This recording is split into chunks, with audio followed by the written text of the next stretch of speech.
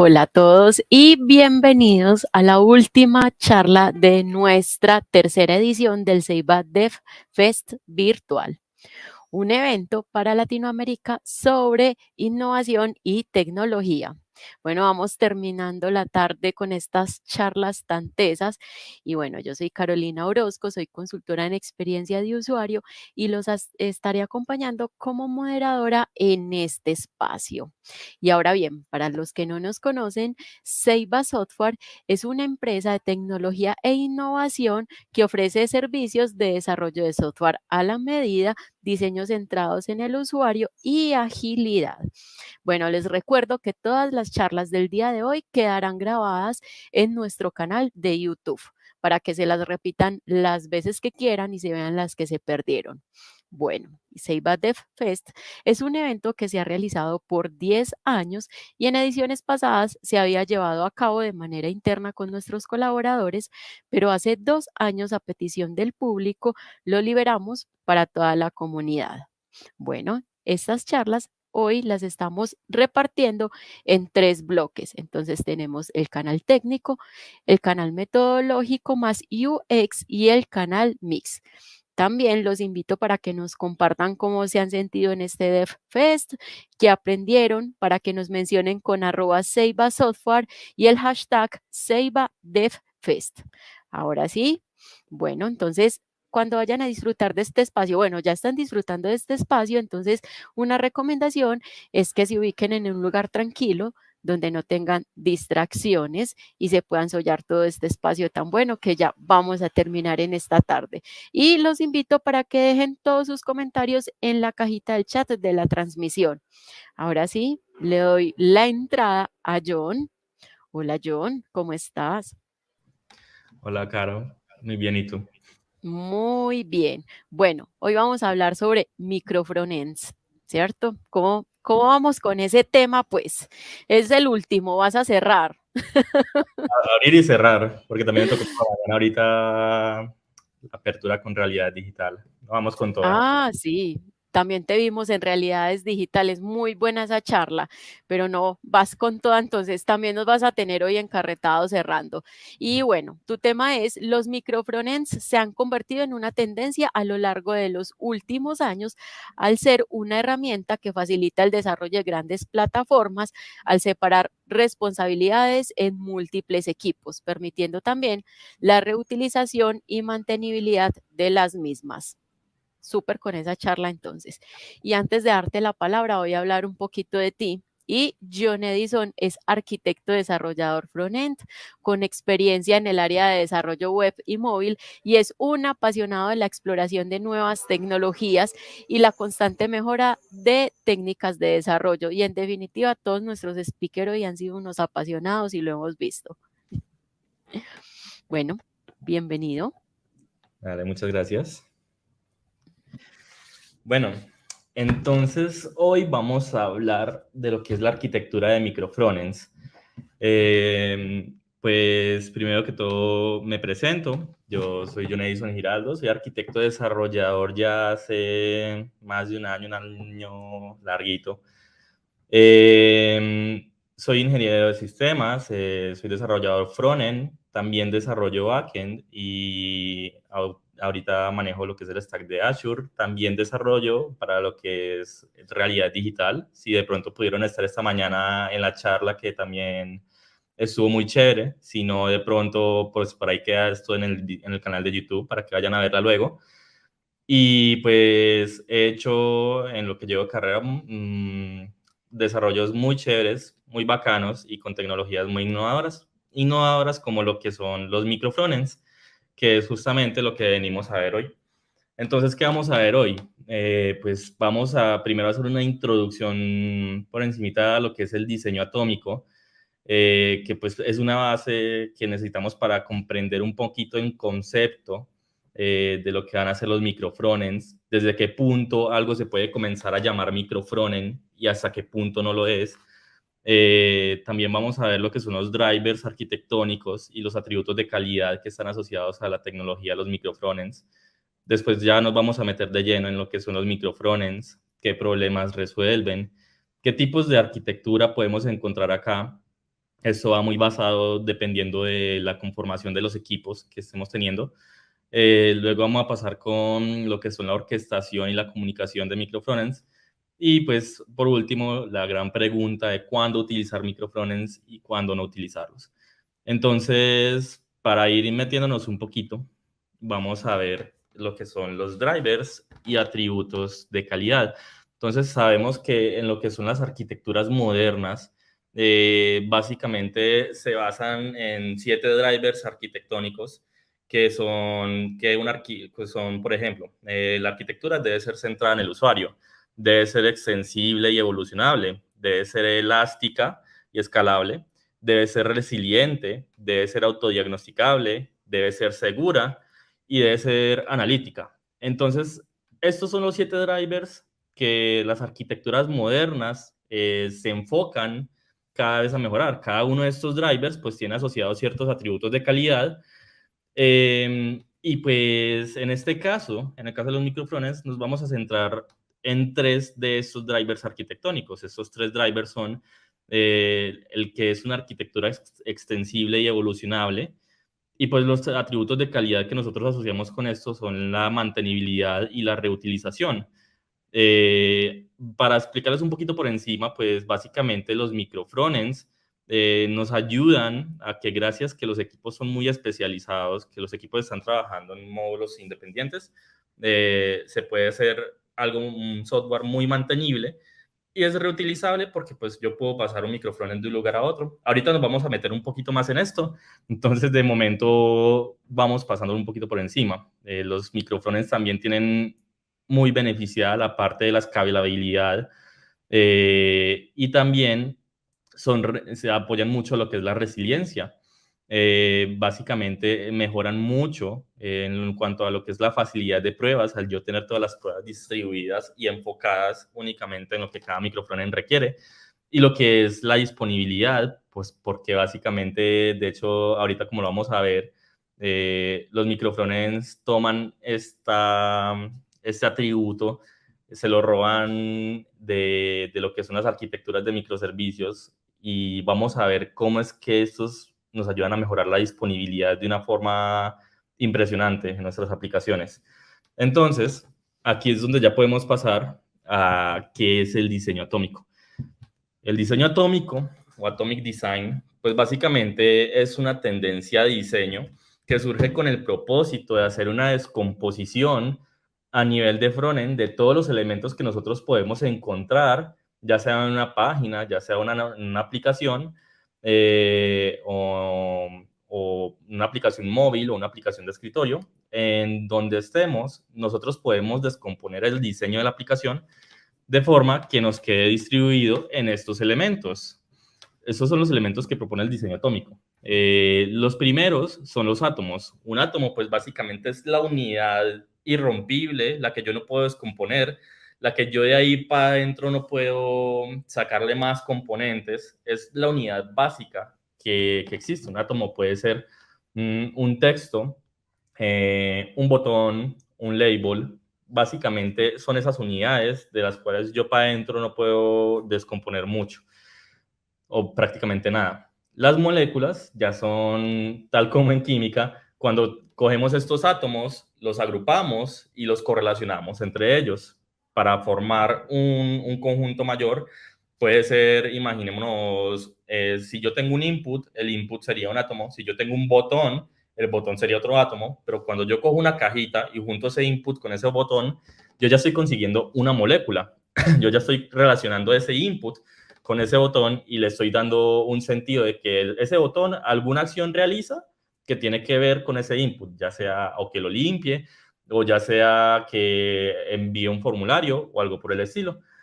De ahí nos vamos a lo que son ya los organismos, vamos generalizando un poco más. Entonces los organismos ya básicamente es coger un montón de moléculas y ponerlas juntas. Entonces ya estamos hablando de cosas más complejas, ya no solamente tenemos el input y el botón, sino que tenemos un formulario completo, y ese formulario puede tener otras moléculas como selectores de fecha, puede tener otros tipos de entradas, que puede ser numérico, puede ser un selector. Entonces ya tenemos un formulario grande con un montón de moléculas Y así comenzamos a armar organismos. Y de ahí pasamos a lo que son las plantillas. Las plantillas o templates son básicamente cuando yo ya tengo la estructura completa, o sea, el esqueleto completo de mi módulo, de mi funcionalidad, pero ese esqueleto no tiene contexto. O sea, él no sabe para qué, bueno, él en su momento o en su creación, usted no sabe qué es lo que va a contener ese esqueleto. Usted viene a saber cuándo va a contener ese esqueleto cuando usted le manda algún contenido. Y aquí es donde llegan las páginas. Las páginas ya son básicamente ese esqueleto que usted creó, pero ya con un contexto, con una lógica, con unas acciones que ejecuta, que tienen un propósito que ya está definido. Entonces la página ya es esa plantilla, pero ya con todo el contenido, ya cuando usted ya le puso el título, ya le puso la imagen de fondo, ya le puso los textos que va a tener cada imagen, ya le puso los artículos y ya tiene el contenido, ya ahí se le puede llamar una página. De pronto, para que nos guiemos un poquito más, este es un GIF que nos muestra un poquito más eso. Entonces aquí tenemos lo que son, bueno, era un GIF. Aquí no se pueden ver los GIFs, pero... Bueno, les voy a compartir pantalla un momentico. A ver si en la pantalla sí podemos ver este GIF porque es muy chévere. Entonces, un segundito. Pam. Y por aquí, ¿dónde está el GIF? Está diseño atómico. Aquí está. Entonces, si miramos, ahí ya creo que ya están viendo mi pantalla. Esto que tenemos acá es básicamente un ejemplo del diseño atómico como tal. Entonces, como podemos ver, partimos de lo que es el átomo, que en este caso nos muestran los textos, el input del botón, pero por separado. La molécula, cuando ya comenzamos a juntar eso. Los organismos, cuando ya cogemos varias moléculas y las juntamos. Los templates, la página sin contenido. Y la página ya como tal, el template, pero con todo el contenido, ya el contexto de la aplicación incrustado en ella. Entonces, volviendo a lo que veníamos, a lo que es este diseño atómico, ya nuestra presentación, nosotros podemos partir de esto para darnos una idea de qué es un microfrontend. Y un microfrontend, aquí vamos a definirlo como una unidad completamente funcional, con contexto, con un propósito, que ya contiene todos estos elementos incorporados en él. Aquí es donde viene una aclaración y es en qué punto un microfrontend comienza a ser un microfrontend. Y es que nosotros también tenemos muchas veces la confusión porque también existe lo que son los web components. Y los web components, básicamente muchas veces la gente los suele tomar como microfrontends porque dicen, no, miren, ese es el web component, tiene muchas cosas, entonces un web component puede ser, yo qué sé, una gráfica, que arriba sale la gráfica, aquí sale el título de la gráfica, aquí sale la descripción de la gráfica, entonces dicen que porque tiene varias cosas, tiene varios átomos, tiene varias moléculas, tiene ya conformada una estructura por dentro, dicen, no, eso es un microfrontend, entonces como lo podemos llevar por otras partes, entonces es reusable y todo eso. Pero no, un web component no termina de cumplir con la definición para hacer un microfrontend. ¿En qué sentido? En que el web component, el contexto que tiene se basa de los inputs y outputs que arroja. Básicamente un web component, si nosotros lo miráramos y lo clasificáramos acá, un web component entraría dentro de lo que sería una plantilla, ya que por sí solo no tiene un contexto, no tiene un propósito. Ese web component, la idea es reutilizarlo, se reutiliza mucho, entonces tiene que la gráfica, que el espacio para el título, que el espacio para el texto, pero él no va a saber qué valores hay qué valores van a haber en esa gráfica hasta que yo se los pase. Él no va a saber qué valores hay en ese título hasta que yo se lo pase. Él no va a saber qué valor hay en el contexto hasta que yo le pase un texto descriptivo para que lo pinte ahí. Entonces, un web component vendría entrando mucho, es dentro de nuestra definición de plantilla. Sería un template. Mientras que un microfrontend no puede rebajar de ser una página. Un microfrontend ya tiene internamente toda su funcionalidad, conecta con su backend, hace transacciones, tiene ya todo su contexto montado. Entonces, un microfrontend no requiere de ningún otro componente. Un microfrontend no requiere de ningún otro microfrontend o de ninguna otra aplicación o de ningún otro unicornio que haya por ahí volando para que le pase sus datos. Básicamente un microfrontend de por sí solo es ya independiente. Un microfrontend de por sí solo puede funcionar completamente. Entonces, ¿para qué nos sirve un microfrontend? Un microfrontend tiene un propósito muy chévere, que es la división de problemas del equipo en funcionamiento, en funcionalidades. Y es lo siguiente: en lugar de tener muchos equipos individuales encargados de una tarea, se organizan los equipos de forma que cada uno pueda mantener una funcionalidad independiente completa de la aplicación. Aquí vemos cómo en la gráfica de la derecha tenemos los dos lados.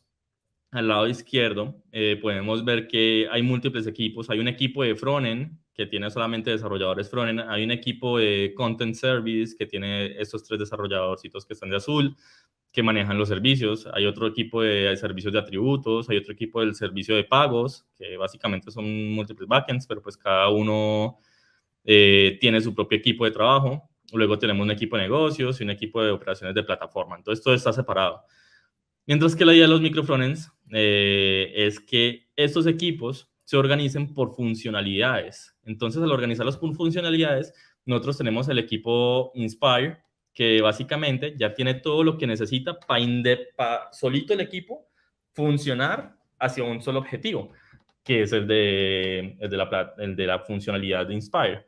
Entonces, él tiene su frontend, tienen sus backends, los que requieran, porque en este caso ustedes pueden ver que nada más requieren los tres backends que son los de Content Service, no requieren los otros backends, no requieren los otros desarrolladores backends en este caso. Entonces, ellos solos pueden funcionar por sí y pues tienen a su persona de negocios. Asimismo, se conforma el equipo Decide y el equipo Checkout, que es el equipo de pagos. Cada uno tiene sus propios frontends, cada uno tiene sus backends, todo está organizado para que cada equipo independiente pueda desarrollar su funcionalidad completa, sin depender de otros equipos. Entonces, siguiendo esta filosofía, encontramos el primer beneficio, que es la agilización de la creación de nuevos features. ¿En qué sentido? Se mejora mucho la comunicación. Cuando tenemos esos equipos que están hechos por capas, como la imagen de la izquierda, que es la que les mostraba ahorita de hecho, entonces digamos que tenemos que hacer un nuevo feature. Ese nuevo feature entonces va a requerir que vamos a tomar que este equipo de frontend se va a tener que comunicar con el equipo de Content Service y se va a tener que comunicar con el equipo, y luego se va a tener que comunicar con el equipo de Business, y luego esos van a tener que dar una respuesta, luego van a comenzar a hacer el desarrollo, pero entonces el equipo de frontend está separado del de Content Service, entonces luego tienen que juntar todo eso, hacer integración, y se vuelve un problema. Son equipos separados, son equipos que casi que son islas. En cambio, cuando trabajamos con microfrontends, todo el equipo completo se puede reducir a uno solo y todo el equipo está en comunicación directa. El frontend puede comunicarse directamente con el de business porque está en el equipo de él. No hay necesidad de pasar por otros equipos para llegar al equipo de business. Entonces, al mejorar esta comunicación y al cada equipo ser especializado, no decir que este desarrollador está desarrollando esta funcionalidad y también está desarrollando esta funcionalidad en su otro 50% de tiempo, sino que 100% de este desarrollador está metido en esta funcionalidad, se agiliza mucho esta creación de nuevos features y la integración de ellos a nuestra aplicación. Entonces, ¿qué problemas nos resuelve esta arquitectura? El primero es que nos elimina los monolitos. No existen los monolitos en microfrontend. Ya este es el fin de los monolitos. Eso, tendencia a eliminar los monolitos, es algo que se viene haciendo desde hace mucho tiempo atrás a nivel de backend, con lo que son las arquitecturas orientadas a servicios, microservicios, arquitecturas distribuidas. Hace mucho tiempo matamos el monolito de ese lado, pero el frontend todavía seguíamos teniendo esas arquitecturas más monolíticas, porque entonces si teníamos una arquitectura con muchos microservicios, yo solamente tenía un frontend y ese frontend se tenía que conectar a todos esos microservicios y comenzar a hacer peticiones de todos ellos. Entonces, hasta cierto punto, estaba bien hecho porque estábamos eliminando el punto de fallo de los microservicios. Bueno, con los microservicios estábamos eliminando la posibilidad de tener un único punto de fallo, que antes con un monolito, si se caía una parte de la aplicación del backend, pues se caía todo el backend. Con los microservicios ya no pasa eso. Si se cae esa parte, pues solo ese módulo vaya, arregle, apague el incendio y vuélvalo a subir, pero el resto de la aplicación sigue funcionando. En este caso, cuando tenemos un frontend monolítico, que es un solo frontend, seguimos teniendo este problema de que básicamente es un único punto de fallo. Entonces, al estar toda nuestra aplicación concentrada en un solo frontend monolítico, dependemos básicamente completamente de la infraestructura del backend para que nuestra aplicación pueda ser servida. Y aquí es donde yo les decía que estaba esta parte de la resiliencia, del driver arquitectónico de resiliencia, que es la disponibilidad.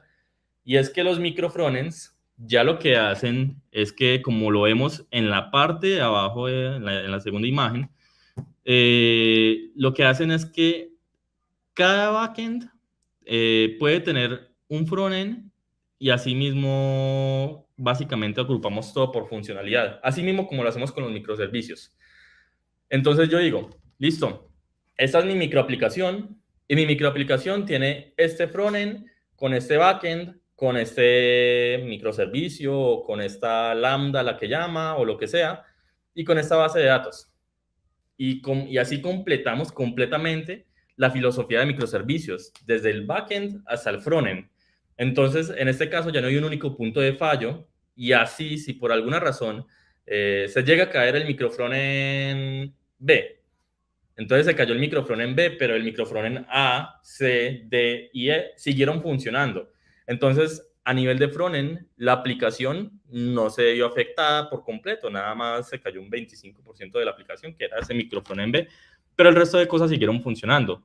Entonces ya no hay tanta dependencia de la infraestructura y eso aumenta la disponibilidad de nuestra aplicación de forma considerable.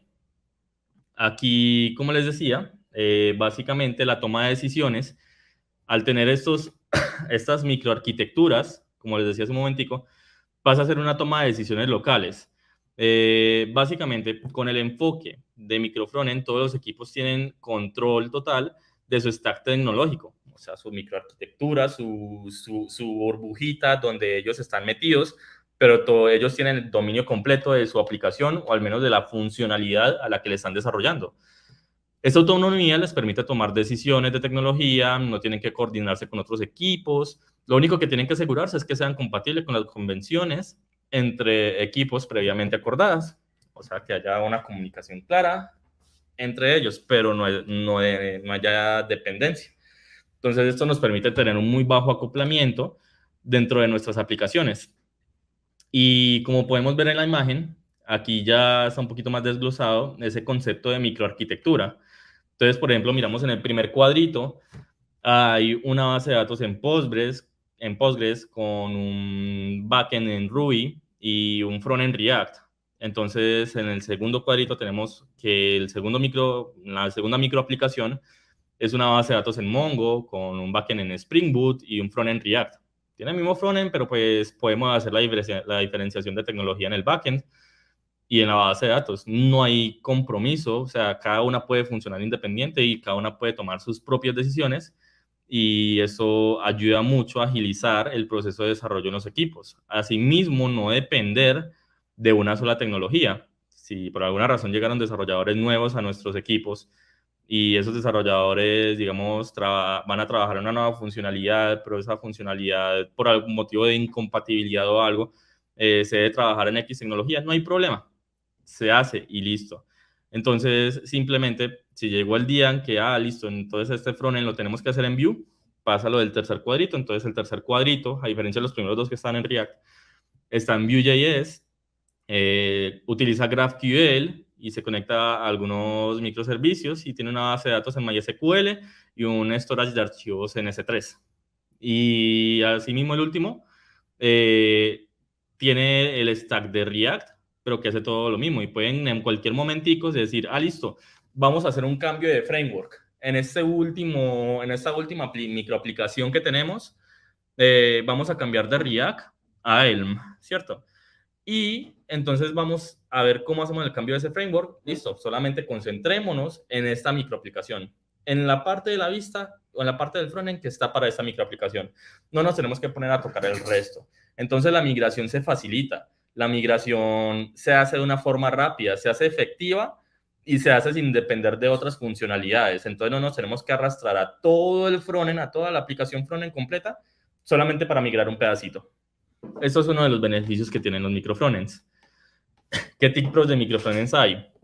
Pues básicamente nosotros cuando hablamos de arquitecturas de microfrontends hablamos de basados en el tipo de equipos que se tiene, que puede ser un equipo vertical o un equipo horizontal. ¿Qué es un equipo vertical y un equipo horizontal?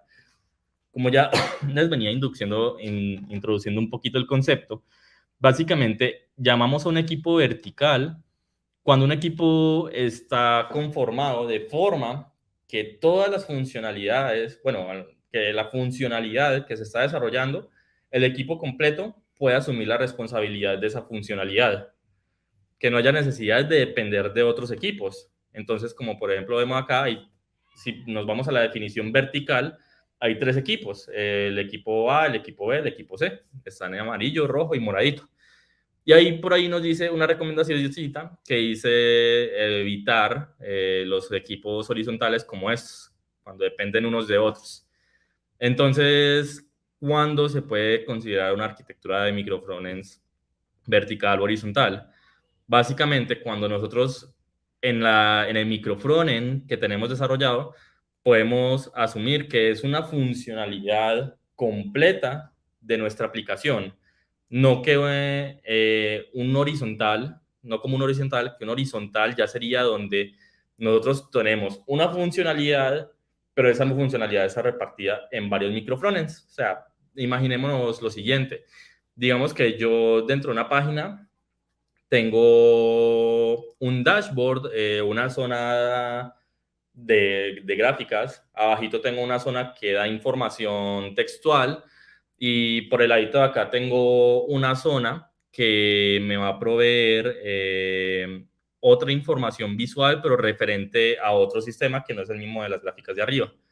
Entonces, ¿qué pasa? Que muchas veces se hace algo y es que se separan los microfrontends, pero de forma que cada microfrontend va a corresponder a una de estas secciones de la página. Entonces tenemos las 3 en una sola página, en un solo dashboard, tenemos 3 microfrontends interactuando.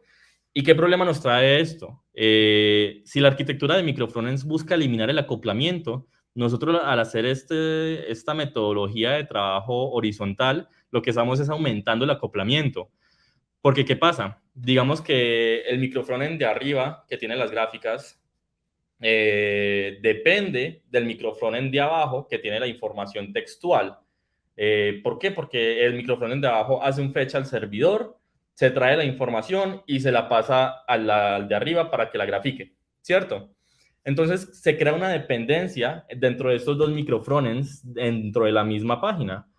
¿Y qué pasa acá? Que esa dependencia hace que por el alto acoplamiento que eso genera, al yo intentar utilizar ese microfrontend de las gráficas, reutilizarlo, por así decirlo, solito en otra página, digamos que esas gráficas me son útiles no solamente en el dashboard, sino que yo me las puedo llevar para otro lado y mostrarlas allá.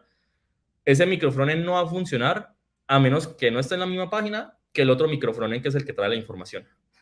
Entonces, esta arquitectura horizontal, esta forma de trabajo horizontal de equipos, justamente resulta peligrosa. Es por eso que comienza a generar acoplamientos, que comienza a generar conflictos entre los microfrontends y a la final hace que atributos de calidad como lo que es la reusabilidad que tienen los microfrontends se vayan perdiendo, se vayan desapareciendo por ahí.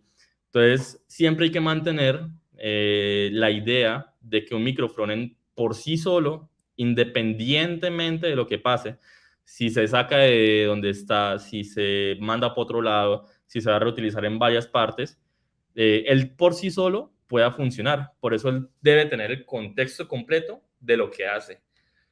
Entonces, vamos a ver lo que es el tema de la orquestación y la comunicación. ¿Qué es la orquestación? Digamos que la orquestación es la forma en la que nosotros podemos hacer que varios microfrontends interactúen dentro del mismo ambiente y interactúen de una forma fluida, de una forma que ellos puedan tener comunicación, que ellos puedan interactuar entre sí, que yo pueda pasar de uno a otro sin que haya un problema. Entonces, la orquestación se basa en lo siguiente. Nosotros debemos tener algo que se llama un shell.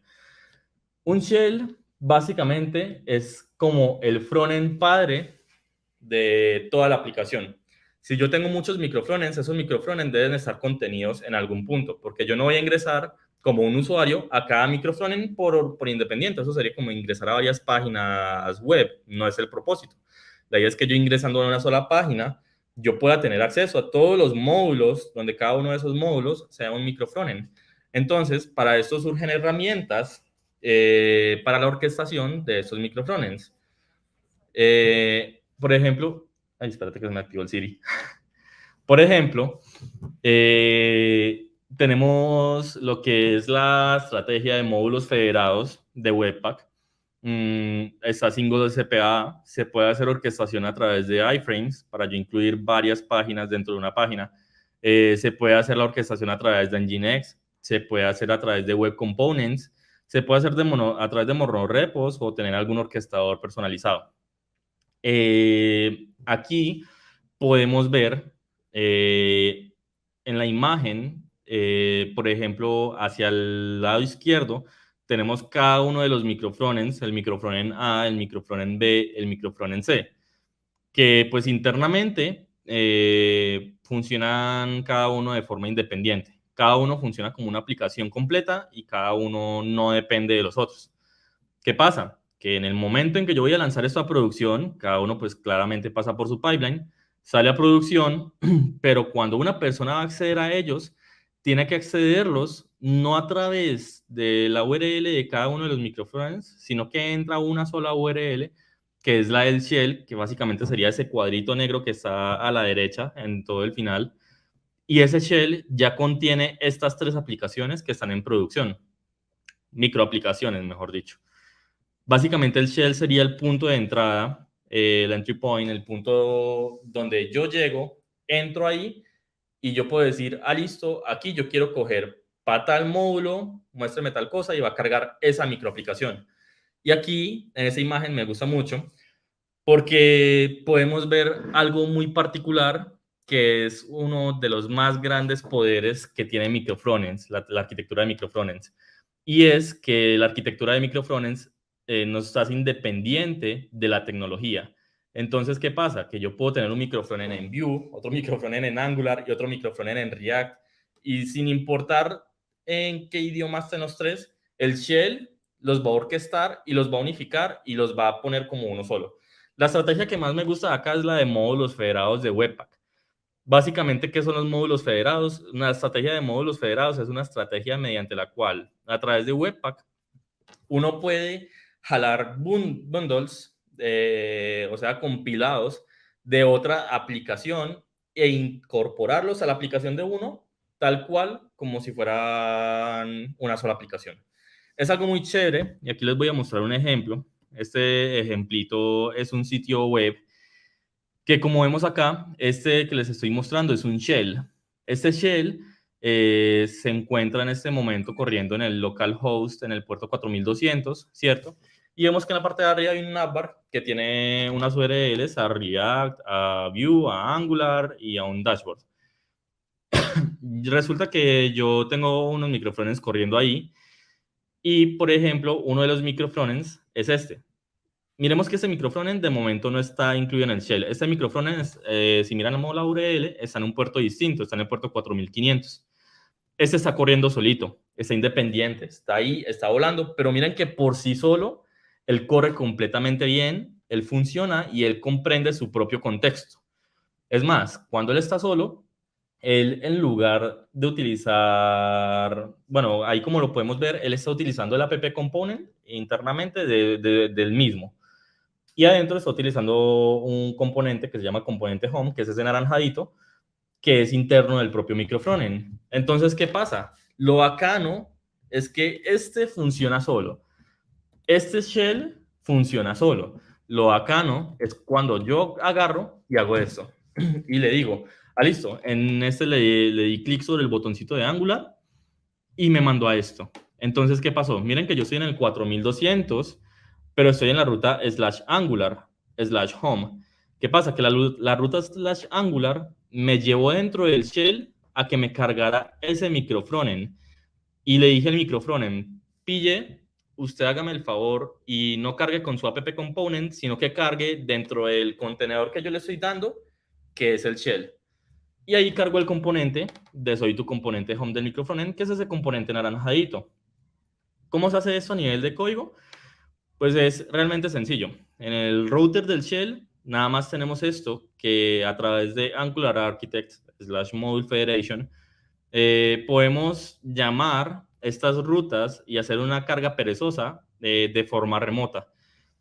Por ejemplo, podemos ver ahí que hay un path, que es el path Angular, o sea que cuando yo llame a /Angular, él va a proceder a hacerme una carga perezosa de un módulo remoto. ¿Y ese módulo remoto dónde está? Ahí le estoy dando la URL, que es el localhost 4500, le estoy dando un alias y le estoy diciendo que me cargue un módulo que está expuesto ahí, que se llama ./module. Y pues simplemente ya luego, como en cualquier aplicación de Angular, carga eso normalmente. ¿Qué pasó? Que en el en la configuración de Webpack del microfrontend, eso recordemos que es el router del shell, esto es del lado del shell.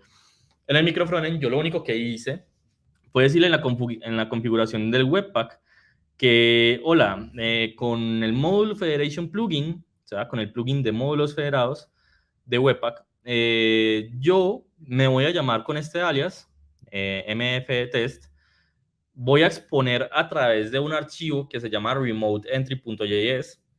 A través de ese archivo voy a exponer este módulo. ¿Cuál módulo? El mf.module.ts, que es el módulo principal que yo tengo dentro de mi aplicación de microfrontend. Y lo voy a exponer como ./module. Y así fue que desde acá lo que hicimos en el shell fue cargar ese módulo remoto. Se hace una carga perezosa, o sea, no tenemos inconvenientes por la velocidad de carga de nuestra aplicación. Podemos hacer lazy loading común y corriente. Y todo es muy chévere porque funciona tal cual como si fuera uno solo. En esa imagen pues podemos ver ya cómo funcionan el microfrontend de las dos formas. En la parte de arriba es cuando él está solito y en la parte de abajo es cuando él ya está incrustado dentro de un shell. Y hay algo peculiar acá también, y es que él tiene un botoncito que dice ir a demo. Ese ir a demo es un botoncito que está dentro del router del microfrontend, o sea que es interno al microfrontend, y entonces yo en el microfrontend podría crear más submódulos y comenzar a ir cargando esos submódulos. O inclusive yo dentro del microfrontend podría ir cargando otros microfrontends. Entonces es muy chévere porque todo el enrutamiento, todo el código, el frontend se enlaza como si fuera uno solo cuando está dentro del shell. Entonces, usted va a nivel de usuario, nunca va a notar que lo que usted está abriendo son múltiples aplicaciones. A usted va a parecer siempre que está navegando en la misma aplicación. Y esto es parte de la experiencia de usuarios de microfrontends. Y es algo muy beneficioso que nos ofrece esta tecnología. Ahora, ¿qué pasa? Que como parte de la orquestación, uno de los principales propósitos es justamente el poder compartir dependencias entre múltiples microfrontends. ¿Por qué? Porque es importante esto, porque cuando uno comparte dependencias, nosotros tenemos que decir, este microfrontend utiliza una versión de esta librería, este microfrontend utiliza otra versión de esta librería. Yo quiero que los dos se unifiquen y utilicen una sola instancia de esa librería. Yo le puedo decir qué versión utilizar y que sean singleton. Entonces esto, gracias a Module Federation Plugin, gracias a esta estrategia, se nos facilita mucho ese manejo de dependencias para que no hayan conflictos. Lo que es la parte de la comunicación entre microfrontends se suele hacer tal cual como se hace con microservicios. Bueno, en este caso pues hay otras opciones que están los custom events, los inputs y outputs, las librerías externas y los patrones publicador, suscriptor. En este caso, podemos ver que hay un microfrontend 1 y un microfrontend 2. Ambos se conectan a un bus de eventos y en este bus de eventos pueden ir publicando sus eventos, su data e ir compartiéndola entre ellos. Y ya ellos pueden interactuar con toda esta data. Esto, pues básicamente es algo muy sencillo de manejar. En Angular se puede hacer tal cual como se hace con RxJS. Hay algunas librerías externas que pues básicamente lo pueden hacer, lo hacen generalmente a través del DOM.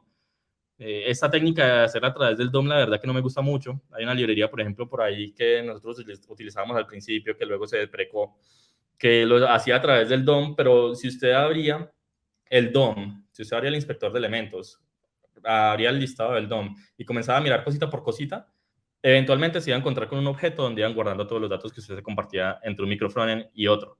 Y esto pues se volvía un problema de seguridad. Ahora imagínense esto, hacer conexiones a backend. Imagínense, a mí, yo siendo backend, me harían ganas de llorar ver esto. Ver que hay 5 microfrontends y cada uno está creando una conexión a un backend, entonces me toca manejar 5 sesiones, pero resulta que es una sola aplicación. Eso es la pesadilla de los backends. Manejar un montón de sesiones para una sola aplicación. Entonces, ¿cómo se soluciona esto? También a través del uso de una librería que sea compartida, que sea singleton, que sea una instancia singleton, que yo dentro del DOM no esté creando múltiples instancias para conectarme al mismo backend, sino que a través de una sola instancia esté creando esa conexión. Entonces yo lo que es la parte de WebSockets o SignalR o lo que vaya a hacer para comunicarme con el backend, digamos, en tiempo real, lo puedo delegar exclusivamente a esta librería y simplemente desde cada microfrontend, como estrategia, llamaría a esta librería y esta se comunicaría con el backend. Solamente se crea una sesión que es la que utiliza la librería, a pesar de que hayan N microfrontends. Y pues por último, ya cerrando, tenemos lo que es el caos de los microfrontends, y es que cuando hay muchos microfrontends y estos comienzan a interactuar entre sí, recordemos que ya he venido insistiendo en que los microfrontends no deberían interactuar entre sí para que no haya acoplamiento, se producen estos casos, como que ambos, el navigation y el feed, dependen de otro microfrontend que es el de usuarios, y si el de usuarios se va, paila, esos otros 2 microfrontends se mueren. Entonces, para esto hay algunas soluciones de arquitecturas. Una de ellas es hacer una arquitectura por capas, donde se tiene el shell, donde se tienen las páginas que están independientes y ellos no dependen de entre ellos, sino que ya dependen de sus servicios, que eso sí pueden ser compartidos entre ellos. Y pues para ya finalizar, respondiendo la pregunta magna, la pregunta que más nos importa acá y es cuándo utilizar microfrontends. Hay una respuesta muy sencilla a esto y es no matemos una mosca con una bazooka. ¿Por qué? Las consideraciones que hay que tener primero que todo es el tamaño del equipo. Si nuestro equipo hay 1 o nada más 2 desarrolladores frontend, no nos vamos a poner a trabajar a ese único desarrollador como en 5 aplicaciones. Digamos que hay 5 microfrontends, 5 módulos. No nos vamos a poner a trabajar a ese desarrollador en 5 aplicaciones distintas. Lo otro a tener en cuenta es la comunicación entre interfaces web. Si ustedes de pronto tienen alguna dependencia por ahí, si usted requiere consumir algún servicio de una forma rara o específica que no le permite interactuar con microfrontends. La otra es el marco de desarrollo. Realmente nuestra aplicación sí tiene tantas funcionalidades como para requerir una arquitectura de microfrontends, o es una aplicación en la que yo simplemente voy a entrar y hay una página, otra página y ya, y no va a evolucionar de ahí. Entonces ahí se tiene que evaluar si esa aplicación eventualmente va a crecer, si va a crecer de una forma muy rápida, muy eficiente, que por alguna razón necesite que el equipo sea grande y se dividan las responsabilidades para eventualmente poderla mantener mejor. Ahí se podrían utilizar microfrontends, pero si la aplicación se va a quedar así chiquita y desde un principio se sabe, pues no hay necesidad de pegar un bazucazo a esa mosca. Y por último, lo que es el rendimiento y el SEO. Las aplicaciones de microfrontends suelen ser SPAs. Y ya sabemos que las SPAs, las Single Page Applications, tienen muy mal SEO. Para empezar por ahí. Pues ¿por qué? Porque básicamente la carga de todo eso se hace es del lado del navegador. No sé, o sea, al navegador lo que va a llegar es originalmente un HTML vacío y posteriormente se va a ir haciendo la carga perezosa de todos los módulos. Por ende, esto dificulta para los buscadores el buscar cositas dentro de nuestra página. Entonces hay que tener en cuenta también evaluar esto que es el rendimiento y el SEO. Pues, hombre, ya con esto daría cierre a la charla. De pronto, si tienen preguntas por ahí, pues las podemos ir respondiendo. Muchas gracias, John. Tenemos por acá un comentario de Santiago Restrepo. Él dice que le gustaría tener un espacio contigo para hablarte sobre una necesidad que hoy tenemos para un sistema de diseño 2.0 en Ceiba. Entonces, ya sabes por ahí que te van a estar buscando. Claro, claro. Y él nos deja otra pregunta. Y él dice, lo veo muy orientado a los frameworks de JavaScript. ¿Es netamente de este lenguaje? Pues básicamente esto es una tecnología que aplica el frontend y pues ya sabemos que del lado del frontend el principal lenguaje de interacción que tenemos con el navegador es JavaScript. Por eso es que las estrategias que se han hecho para esto vienen a través de, en el caso de utilizar frameworks, se hace muchas veces con Webpack, porque Webpack es el común denominador entre lo que es Angular, Vue y React. Es el común denominador entre los tres. Se generan archivos compilados de JavaScript y esos archivos se interpretan en cualquier parte, en cualquier navegador. Mientras que si lo hacemos por decir con algo como Vanilla, como JavaScript Vanilla, ya tendríamos que recurrir a otras estrategias como utilizar iframes para impulsar nuestra página. Pero pues sí, básicamente es JavaScript porque es el lenguaje frontend por excelencia, el casi que estándar del lado de nuestros navegadores web. Bueno, tenemos más preguntas. Eduard nos dice, bueno, nos agradece por el espacio y dice, ¿cómo generar el despliegue on-premises si no tengo un pipeline? Ya, pues básicamente, si no tienes un pipeline, un microfrontend, espérate que es que por acá están escribiendo en el chat del DevFest y no sé si no sonar. Ahora sí. Bueno, pero acá no que escriban por allá. Están muy activos.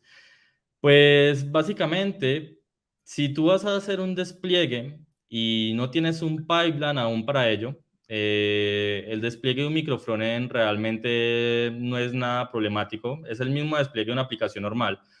El procedimiento es que primero se va a generar el build de la aplicación. Ese build te va a generar todos los bundles de esa aplicación, de cada microfrontend independientemente.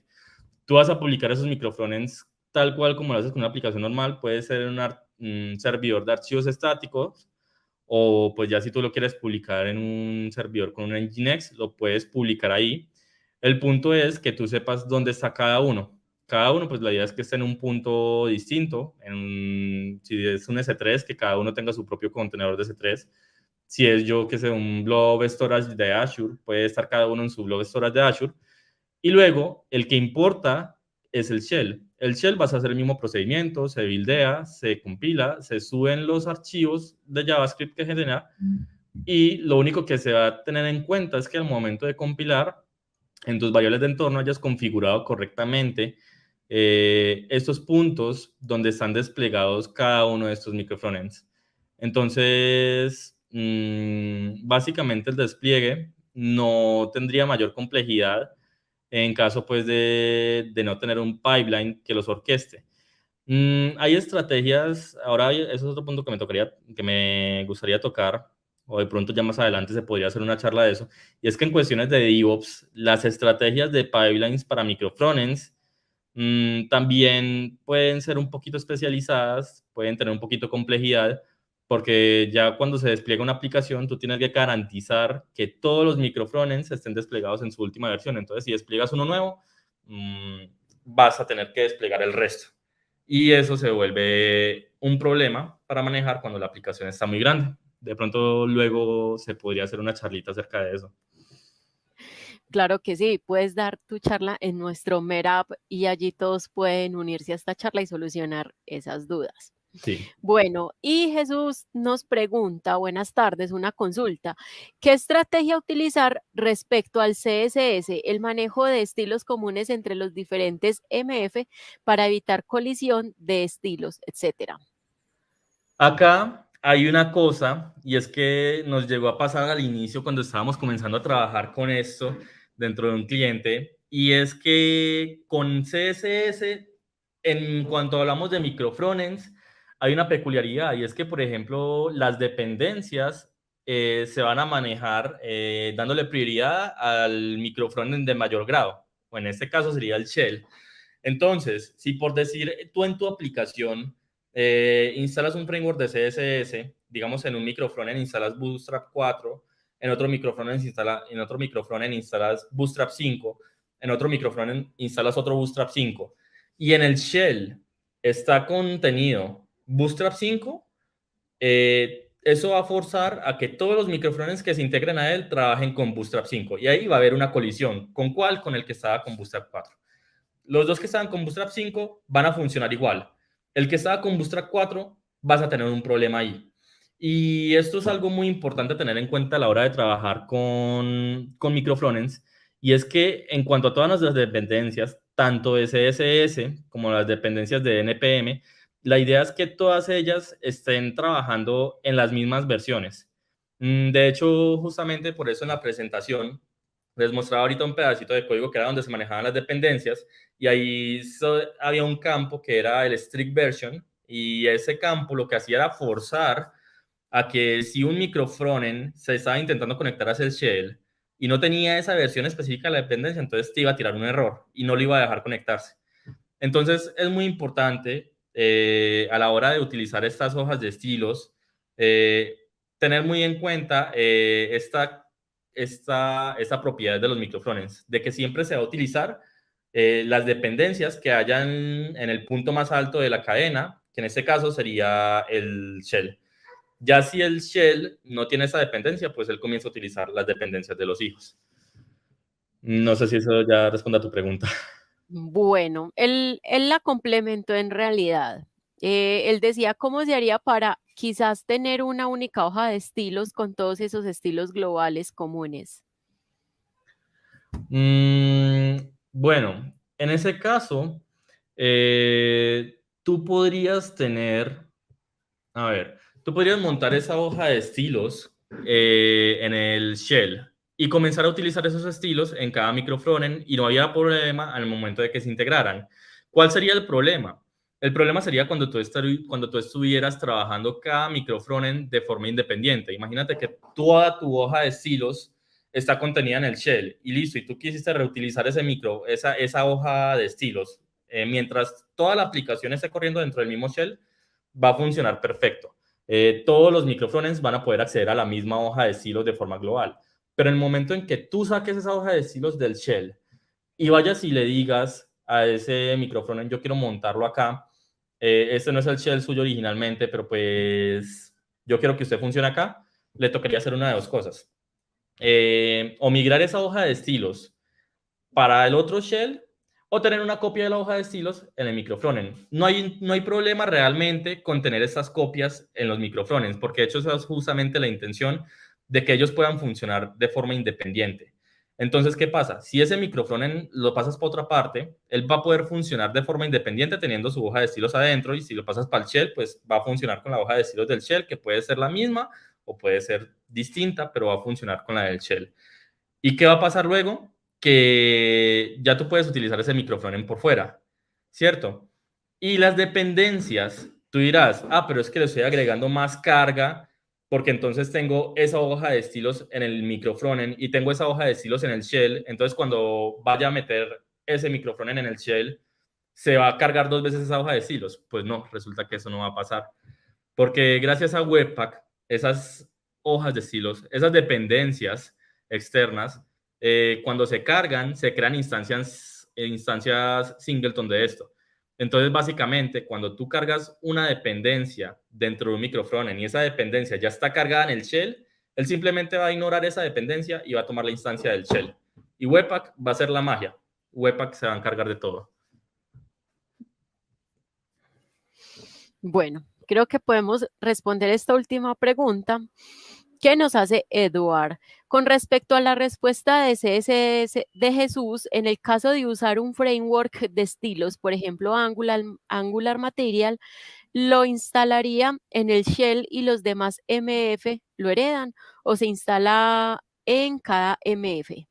Sí, como te decía, si tú lo instalas en el shell, cada microfrontend lo va a heredar. Esto es algo válido, pero ahí pasaría lo que te decía de que si tú coges y sacas ese microfrontend de ese shell, no va a funcionar. Entonces, lo ideal sería que se instalaran cada microfrontend. ¿Para qué? Para que así como en la presentación de ahorita les estaba mostrando, ese microfrontend funcionara en cada una de las otras URLs donde se monte de forma independiente, que no tengan ninguna relación con el shell y aún así funcione. Ese sería el ideal. Entonces ahí sería bueno tenerlo en cada microfrontend para que se reduzca ese acoplamiento. Si nosotros lo reducimos a que, listo, vamos a tener esto en el shell y los otros microfrontends lo heredan, estamos creando este acoplamiento entre los microfrontends y el shell, que posteriormente no nos va a dejar reutilizar esa microaplicación. Bueno, John, estas han sido todas las preguntas. Muchas gracias por compartirnos tanto conocimiento y ya sabes que te esperamos en un Meetup. Dale, El gracias. público lo pide. Dale. Bueno, Dale, Caro, muchas gracias. con mucho A todos. gusto y aprovecho y le agradezco a todos ustedes que nos acompañaron en esta jornada. Gracias a todos los asistentes, las personas que nos acompañaron y a nuestros 25 speakers por compartirnos tanto conocimiento en esta jornada de el DevFest. Les recuerdo que estas charlas quedan grabadas por nuestro canal de YouTube para que vuelvan y las miren cuando quieran y se desatrasen de las que se perdieron. También los invitamos para que se unan a nuestra comunidad de conocimiento Go to Save una comunidad para todos los entusiastas de la tecnología que quieren mejorar más sus capacidades. Y muchas gracias nuevamente a todos. Feliz tarde, noche. Seiba Dev Fest conecta con la realidad del futuro.